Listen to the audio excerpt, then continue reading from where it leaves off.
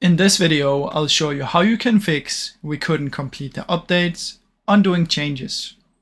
Now to fix this from happening every time you start up your PC, what you want to do is come here and search for services.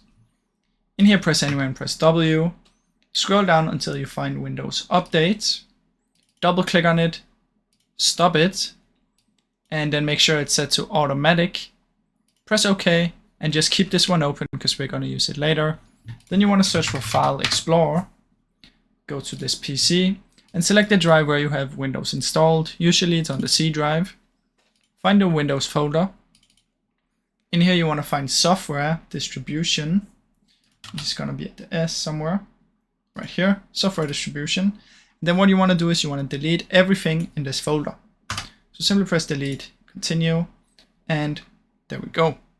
Then what you want to do is you want to come back here, find Windows Update, and then you want to enable it again.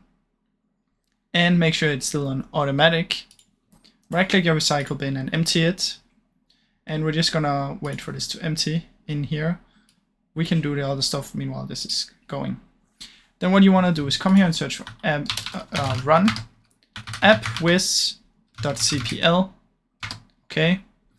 And in here what you want to do is click on View Installed Updates. Find the update for Microsoft Windows, and you want to uninstall this one.